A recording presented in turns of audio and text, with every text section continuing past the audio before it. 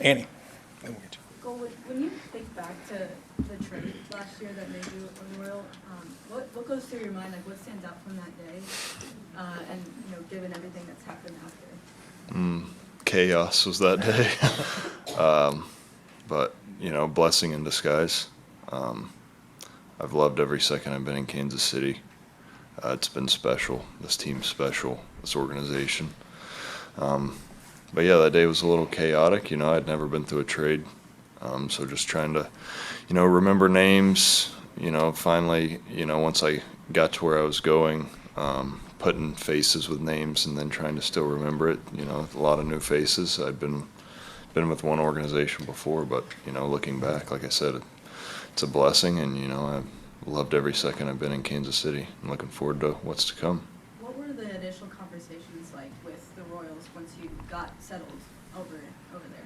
Yeah, I mean, I flew in, I went to Omaha, and it was, meet the guys there, figure out when I was throwing. It was, I think we had like a week and a half before the All-Star break, so figure out when I was going to throw. And then, kind of go from there, just feeling it out, really. They had some ideas, I had some ideas. We brainstormed, the slider, that kind of thing. Started working on it, and then just kind of go from there. Jalen. Hey Cole, the Royals put a lot of faith in you, like Andy said, when you got traded over here, and then you were named the opening day starter and things of that nature. What did that mean for them to put so much trust into you and faith into you, and how much have you used that to continue to elevate and grow as a pitcher? Yeah, I mean, it's, makes you feel good that they have that faith in you. But yeah, I mean, it's just build off of it. They trust me, so just put in the work behind the scenes, prepare the best I can prepare, and give our team the best chance I can to win a ball game. That's all my goal's been all year, is just to win. And but nothing changes just because it's the playoffs. Same routine, same mindset going in, and go from there. Jake. First season as a full-time starter at the major league level. What have you learned about yourself as a pitcher, the way you prepare, the way you attack, the way you do anything else, really? I guess what have you learned about yourself this year? Yeah, I mean, I feel like I've gotten a little better at making little adjustments in game. Body's a lot more capable than I think what we think we are capable of. You just have to push it to that limit, and I blew my innings limit out of the water, I'm pretty sure. So it just, like I said, just same routine every day. You make little adjustments throughout the year, but yeah, I mean, it's been a hell of a year, and it's not done yet. By innings limit, you mean the previous career high? Yeah, innings, yeah. Over here. Cole, you've seen the Orioles twice this year, three polar opposite results. Are you able to have any kind of major takeaways looking back at those, or is it just so long ago you don't really think about it that way? I mean, I don't forget the second one. But yeah, I mean, prepare the same way. I do my reports, do my studying, that kind of stuff. Just the fact of execution. It's the playoffs. Everybody's good. Everybody knows that everybody's good. So it's just an execution thing. Trust the guys behind me and go from there. Gabe.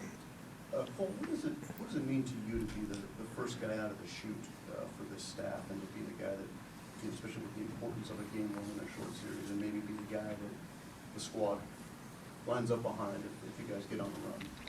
Yeah, I mean, like I said, it means a lot that they have, that Q and everyone has the trust in me to go out there and, get us started. Like I said, it means a lot. I'm excited for it and looking forward to it.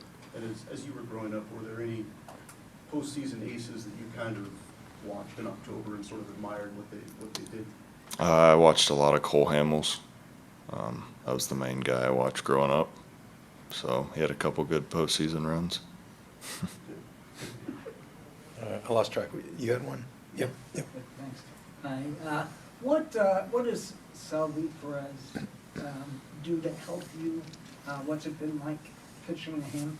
And is there anything about the postseason that you might talk to? He's a Hall of Famer. I mean, I learned so much from him. You know, he does all of his homework as well. We brainstorm before the game, and you know, he's been doing this for a long time. He's really good at it, obviously, and he's been in the postseason before. So it's just trust him. You know, like we're both prepared. We're all prepared. This whole team's prepared. You know, so it's just we got to trust each other. That's the biggest thing, and you know, we've done that all year and going to continue to do it. So he's like I said, he's incredible, and I'm looking forward to seeing postseason Salvi. Jake? What about the other guys in the rotation this year, especially newcomers like Seth Lugo and Michael Watkins? And you and Brady have been around each other a lot, but that group together helped bringing this team to this point. What's the experience been like all kind of working collectively? Yeah, I mean, I think we're a family. It's not. I mean, we're so close knitted. We talk every single day about whoever threw that day. You know, we talk about the outing. We in the dugout. You know, whoever's throwing out there, it's like, oh, hey, what are you throwing here? You know, little things like that. Like it's just, we do stuff outside of the field together, our families, stuff like that. It's such a close-knit group. It's been, you know, I mean, it's a special group of guys. It's so much fun showing up to the field and getting to watch those guys every single day do their thing. And, you know, I'm, like I said, looking forward to what's to come here and, you know, watch them continue to do their thing. Obviously, only a couple of different teams for you in your career, but do you find that close-knit nature from a rotation is uncommon? Never really been a part of a rotation like for a full year. But I mean, I just feel like I can't speak for other guys and, you know, that kind of stuff, but I just feel like we're all just such good friends and, you know, get along so well, pull for each other. Everybody wants everybody to do good every single day. We pull for each other so hard. And so it's just, like I said, it's fun showing up to the field every day with that group of guys. It's not just the pitching staff, it's the whole team. It's just like I said, it's an amazing group of guys you get to come to the field every day with. Over here.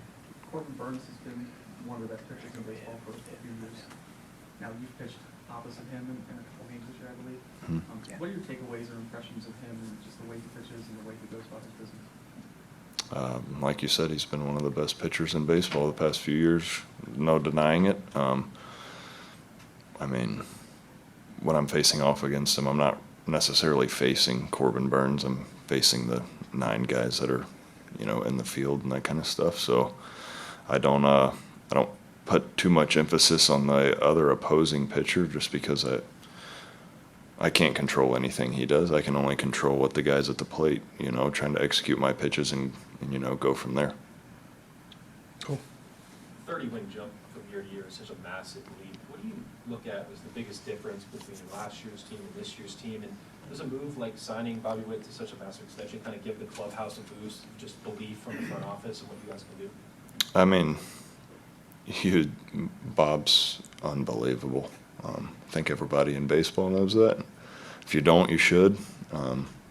But then you bring in guys like, you know, Seth Lugo, Michael Wacha, you know, the guys Will Smith, Chris Stratton. I mean, all these guys that you bring in, it's just like everybody meshes so well. Everybody, you know, they have their routine and all that, but everybody meshes so well as, you know, teammates. Everybody's pulling for everybody, and I think that's what has really, you know, helped us is you bring in this veteran presence that, you know, these guys have been in the playoffs. They know what it takes to get to the playoffs, and it's, you know, they've been a tremendous help, and, you know, little questions here and there, and just watching them go about each and every day.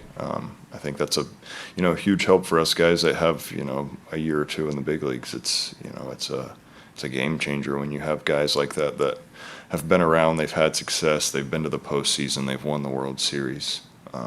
And just, like I said, it's a great group of guys. Cool. I think we got 4 more. Start here.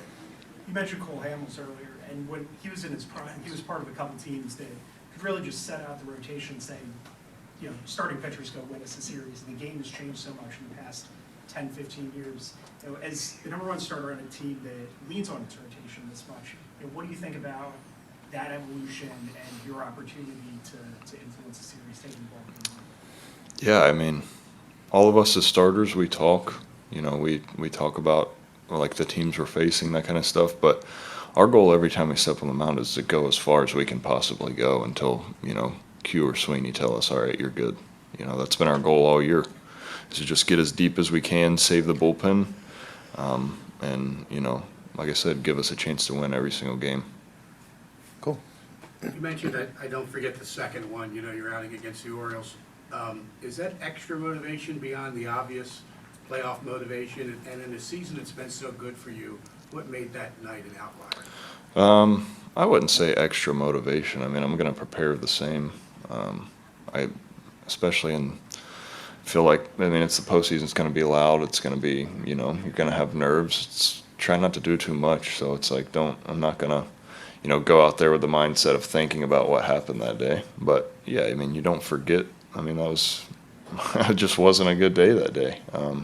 Didn't execute, and you know, sometimes you just, I don't know. I remember pretty much all my outings. I could tell you how all of them went. It's just, that's, like I said, it just, I don't think it's gonna affect how I prepare or anything. You know, like I said, everybody's good in the playoffs, so we'll just prepare the same that I have all season. Cool. Curious about Cole Hamels. Was it the name, or was there more to it that made you look up to him? I mean, it was more of I started taking my hands over my head in my windup. Found another lefty that did it. It was Cole Hamels, and then just kind of went from there. Watched how he threw. You know, he had a changeup. Once I got into pro ball, that's became one of my better pitches. You know, high school is a little different, but I still probably watched every YouTube video, highlight video on Cole Hamels throughout high school, just, you know, admiring him. He had a lot of success. He had an unbelievable career. He was 08, I mean, had an unbelievable postseason. So just, I mean, he's fun to watch. He was, you know, it was a good team, and he was a big part of it, and it was just really fun to watch. Cool. Annie, bring us home. Cole, I know you're pretty far removed from the Tommy Johns, obviously, but when you were going through that, was there any worry from you that you weren't going to be able to make it back as a starter? There was worry that I'd never play baseball. Yeah, I mean, you go through one, it's all right, but the back-to-back, you know, the second one,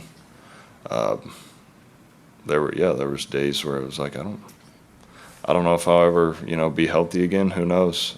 Just kind of our motto this year in the clubhouse with everyone is day by day, and that's was kind of my motto there. I can't look too far forward, and, you know, I can't do anything about the past, so focus on today and, you know, go from there, and now we're here.